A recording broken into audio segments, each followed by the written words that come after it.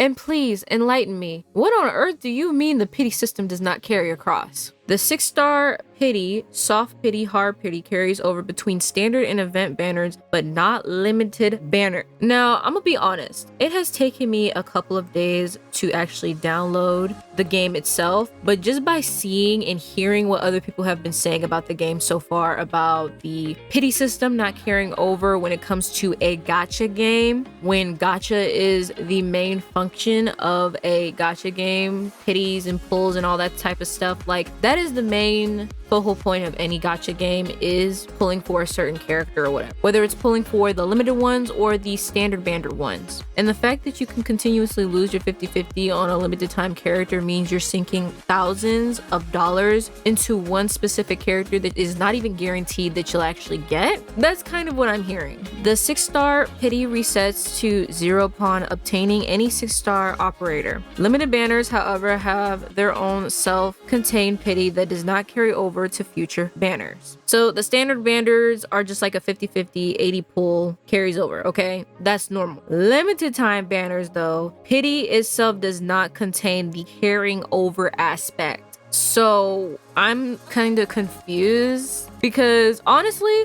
I would much rather, if they decide to do this though, I would much rather have the pity system not carry over to like the standard banner, because that's going to be there forever. Like you can pull on those characters whenever you want. But the limited time character banners really pushes players to either get the character now or wait for its rerun banner. And again, it's not necessarily guarantee if you would actually get that character in the future. And honestly, I don't know what the team are thinking here. I think that's really what's kind of throwing me off about the whole situation, next to like the whole building system. I don't know how that works in the game yet either, because I haven't actually tried to play it myself. But I do have to give credit where credit is due. The graphics looks really cool. It looks interesting. The anime girl-esque type of vibe that's going on with most gacha games already in the industry. But that whole pity system, especially with limited time characters, is really throwing me in for a loop, because I don't even know what to expect. So you're telling me I could spend almost thousands of dollars on a character or a couple of characters, a couple of limited time characters. It is not even 100% guaranteed that I'd actually get that character. Let's say there's a character, limited time,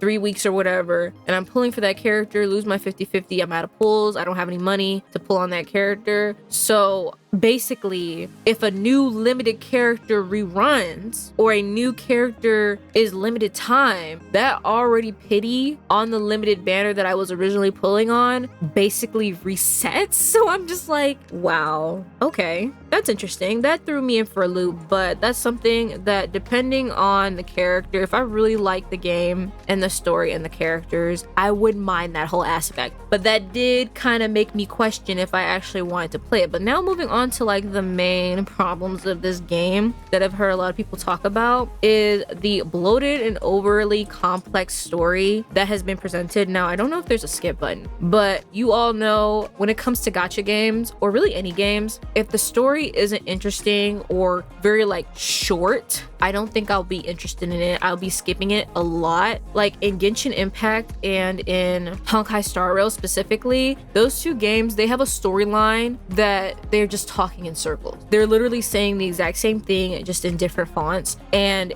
it's something that could have been condensed a lot more, such as like the Amphoria story in Honkai Star Rail. A lot of that information could have been condensed in just a couple of sentences, you know, like there really is no need for the exaggerant explaining. So I'm so glad that they included a skip button, because there should be no reason why I'm sitting through a whole dialogue, a whole paragraph of basically the exact same thing being told to me over and over and over again, just written differently is what I'm saying. So I don't know if there's a skip button. I'm hoping there is, considering that me and long story gameplay, unless it's interesting, does not go well together. And even if it was semi-interesting, like I'm just not personally a fan. Next is the tedious and slow-paced event grinding and all that stuff. Again, I'm not 100% sure what's true and what's fake until I actually play the game myself whenever it decides to download on my computer. So these are just people's thoughts and opinions on it right off rip. The game itself has only been out for a couple of days now, and I'm willing to give grace where grace is due, okay? I'm not trying to bash this game in any way, shape, or form. There was a bunch of stuff that really made me question if I really wanted to play it, but at the end of the day, I'm willing to at least give it a chance, hear it out, see what it's all about, because maybe it's not as bad as I'm thinking, you know? I also heard some also good positives when it comes to the whole pity system. I think for the weapons, I don't know if the weapons are guaranteed or it's like the same thing with like a 50-50 as well, or you can just make your own weapons. I forgot exactly what was said, but for weapons and stuff like that, you don't have to worry about the pity system or anything like that carrying over or whatever, because I think you can pretty much either craft it or you get it from exploration and stuff like that. So I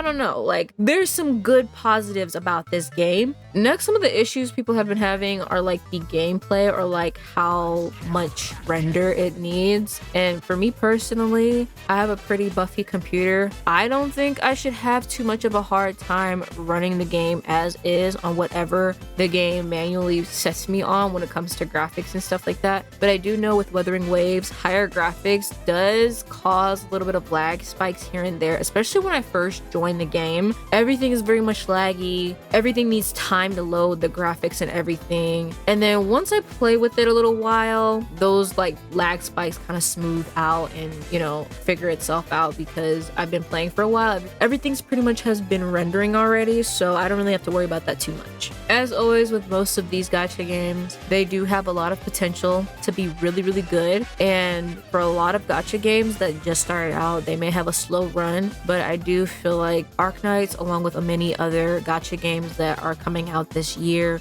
or maybe even next year, has a lot of potentials. A lot of stuff can be smooth and ironed out, so I don't want to like bash it too much and say this, that, and third, especially since I haven't actually experienced it myself. And I do want to say that I don't think I will actually do like a review on this channel of Arknights. I might talk about it like I did with DNA after I've actually tried it out and played it myself, but other than that, I don't think I'll actually do like an actual gameplay review or anything of the game itself. I just feel like there's probably a lot of content in the game already that will take more than just 1 or 2 days to cover. But I know that whenever this game does decide to download on my computer, because I've had to rearrange some other gacha games on my computer, because with gacha games, as always, they take up so much space, so you really need to pick 1 to 3 different gacha games that you can like play at the same time. The rest can go. So I'm really trying to give Arknights the benefit of the doubt and see if I'm really gonna enjoy this or not, and if not, go ahead and delete it for me personally so I can find other gacha games that will be probably coming out this year or next year. But I think that's going to be it for my little rant session. Let me know down below your thoughts and opinions on Arknights. Have you played it? Do you enjoy it? What are your pros and cons about it? Like, let me know. I'm genuinely curious on what you guys are thinking about this game so far, because I don't know, I'm teeter-tottering between if I want to keep it or not, or if it's worth my time and energy, you know? So let me know down below what you guys think. I would love to hear your thoughts, and I will see you guys all in the next video. Bye bye.